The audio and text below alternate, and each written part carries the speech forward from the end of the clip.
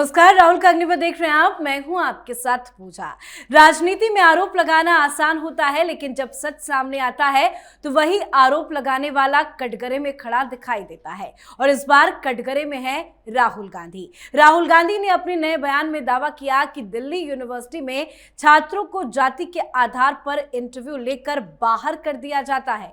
उनका आरोप था कि यूनिवर्सिटी में एडमिशन की प्रक्रिया भेदभावपूर्ण है और छात्रों को जाति के आधार पर छांटा जाता है। लेकिन राहुल गांधी का यह दावा ज्यादा देर तक टिक नहीं पाया।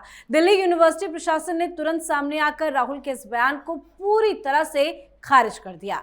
यूनिवर्सिटी ने साफ शब्दों में कहा कि यहां एडमिशन एंट्रेंस एग्जाम के आधार पर होते हैं और ज्यादातर कोर्स में इंटरव्यू की कोई प्रक्रिया ही नहीं होती है। तो वहीं दूसरी तरफ राहुल गांधी एक बार फिर से किसान आंदोलन के लिए बैकग्राउंड तैयार कर रहे हैं। राहुल गांधी ने कहा है कि उन्होंने सरकार से एमएसपी से जुड़ा सवाल पूछा, लेकिन सरकार ने जवाब देने से बचने का रास्ता चुना और संसद के पटल पर पुरानी नीतियों को दोहराया गया। उन्होंने कहा कि कांग्रेस पार्टी किसानों के हक में संसद से लेकर सड़क तक आवाज उठाती रहेगी।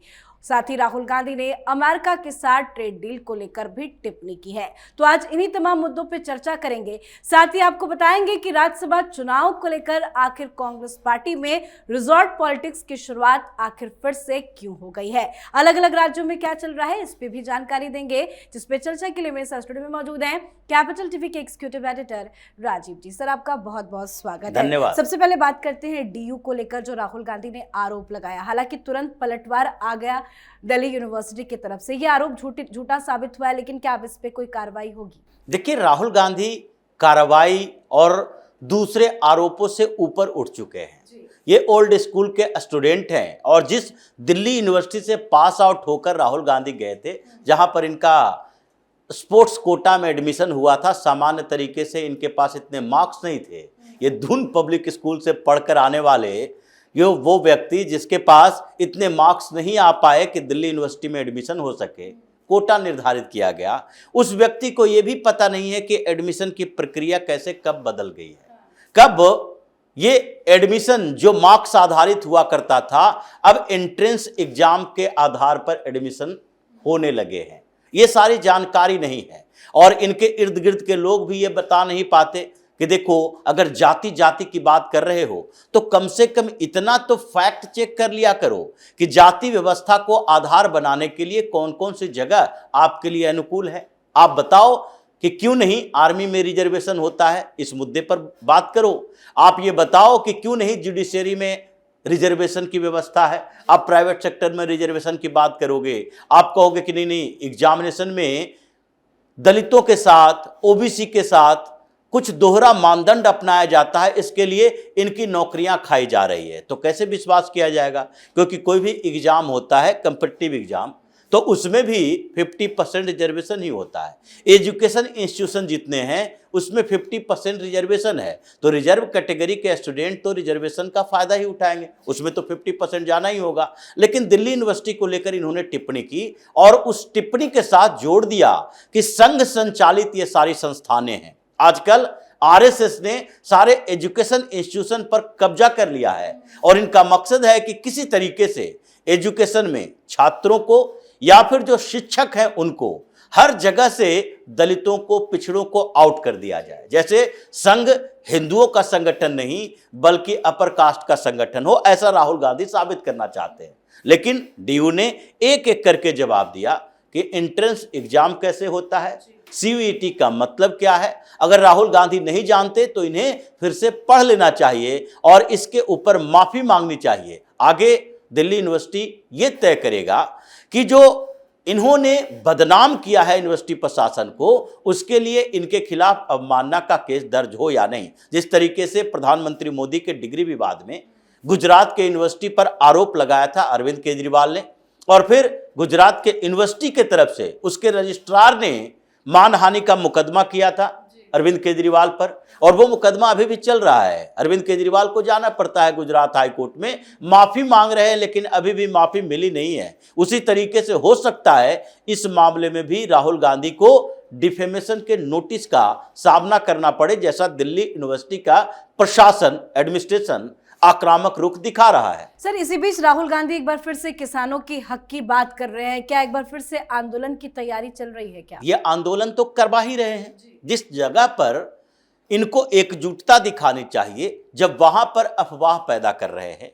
यही तो प्रधानमंत्री मोदी ने आज 2-2 रैलियों में कहा, चाहे असम में हो या फिर पश्चिम बंगाल में हो, कि कांग्रेस किस आधार पर, कोई फैक्ट देखकर नहीं, आधार विहीन तरीके से राजनीति कर रही है और क्राइसिस से निपटने के सरकार के जो काम हैं उसको देखने के बजाय अफवाह पैदा करके पैनिक सिचुएशन क्रिएट करने की कोशिश कर रही है।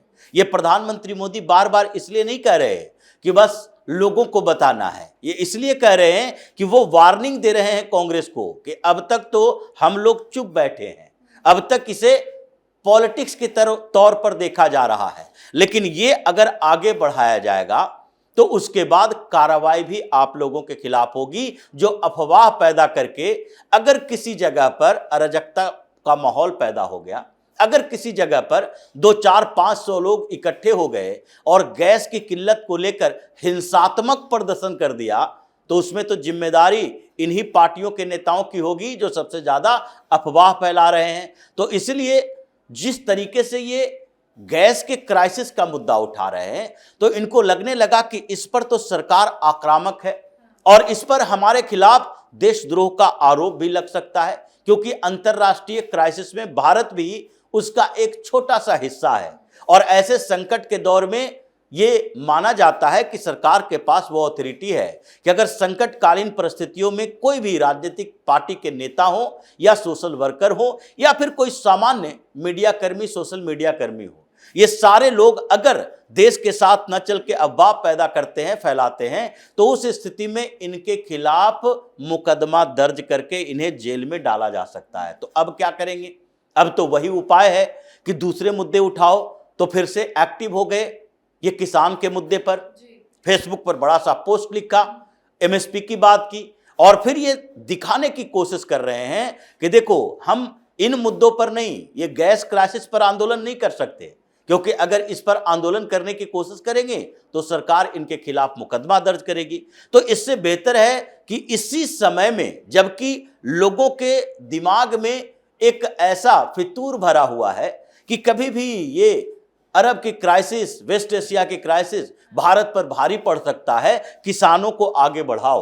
और किसानों के साथ मिलकर ये प्रोटेस्ट करने की तैयारी कर रहे हैं। इसलिए मध्य प्रदेश में मीटिंग की, पंजाब में मीटिंग की, हरियाणा में मीटिंग की और पश्चिम उत्तर प्रदेश के कुछ नेताओं के साथ कांग्रेस के नेताओं ने मुलाकात की। और राहुल गांधी ने अब एक संकेत दिया है कि वो लड़ने के लिए तैयार बैठे हैं, आगे प्रोटेस्ट करने की संभावना है। इसलिए सरकार भी हाई अलर्ट मोड पर है कि ऐसे समय में अगर कोई भी आंदोलन की चेतावनी देता है तो उसके खिलाफ कौन सी कार्रवाई करनी है। सर, एक चीज और, राज्यसभा चुनाव नजदीक है, लेकिन क्या राज्यसभा चुनाव को लेकर भी कांग्रेस पार्टी को क्रॉस वोटिंग का डर है? क्योंकि फिर से रिजॉर्ट पॉलिटिक्स की शुरुआत हो गई है। अपने विधायकों को क्यों कैद कर रही है कांग्रेस? देखिए, राहुल गांधी अफवाह पैदा कर सकते हैं, हंगामा क्रिएट कर सकते हैं, लोगों को भ्रमित कर सकते हैं, लेकिन अपनी पार्टी को एकजुट रखने के लिए इनके पास कोई भी ऐसा उपाय नहीं है जिसका इस्तेमाल करके ये अपने विधायकों को, सांसदों को कॉन्फिडेंस में ले कि नहीं, आपको पार्टी के साथ एकजुट रहना पड़ेगा।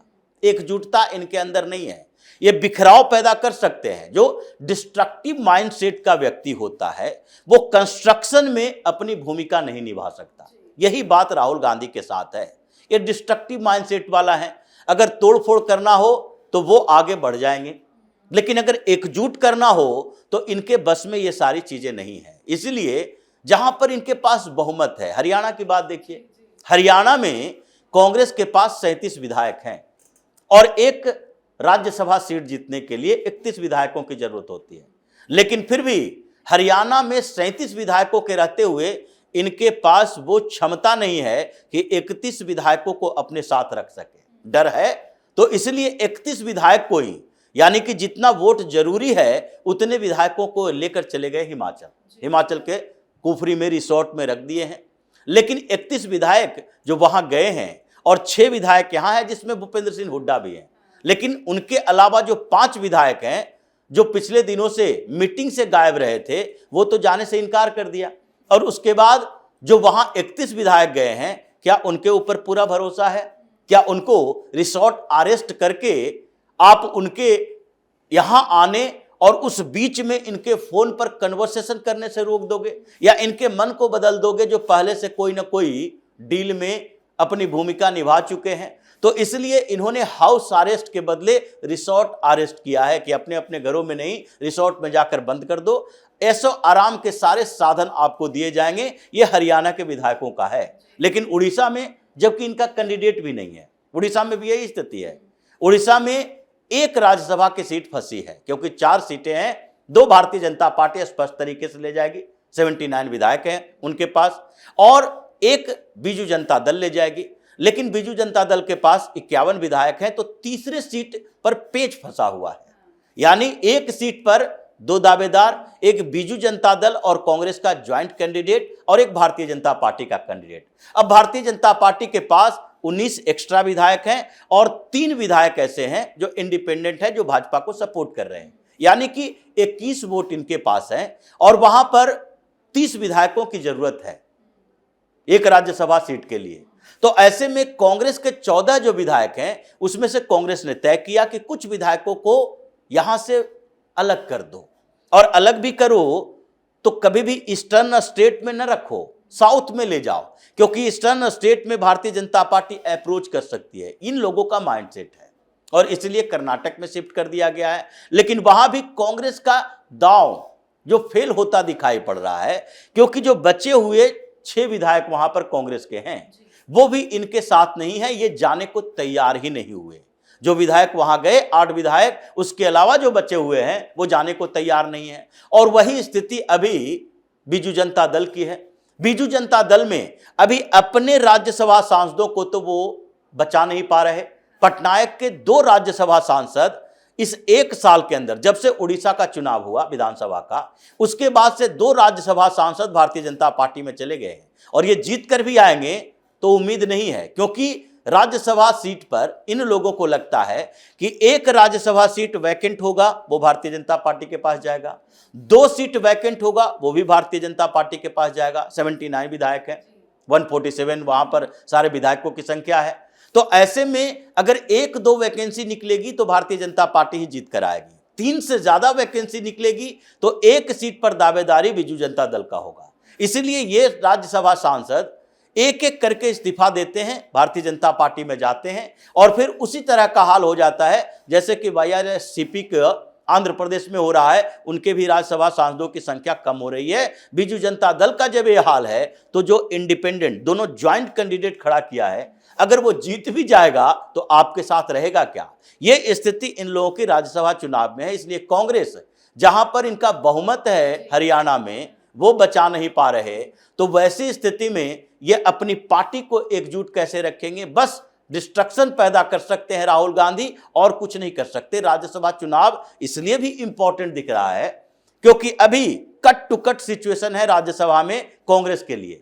अभी अगर 27 सीटें हैं और 27 से घटकर 24 हो गई, 3 सीटें हार गई, तो नेता प्रतिपक्ष की कुर्सी चली जाएगी। 25 सांसदों की जरूरत है नेता प्रतिपक्ष बने रहने के लिए, तो उसके बाद ये मल्लिकार्जुन खड़गे की कुर्सी भी खिसक जाएगी। ऐसे उनकी भी सीट का नंबर आने वाला है, नवंबर में उनका भी चुनाव होने वाला है। लेकिन उससे पहले जो जून में चुनाव होने वाला है, उसमें मध्य प्रदेश से 1 सीट जाएगी दिग्विजय सिंह की, उसके बाद राजस्थान से सीट जाएगी डांगी की, शक्ति सिंह गोहिल की सीट जाएगी गुजरात से। तो ये 3 सीटें खिसकेगी नहीं, उसके बाद नेता प्रतिपक्ष इनके हाथों से छीन जाएगा।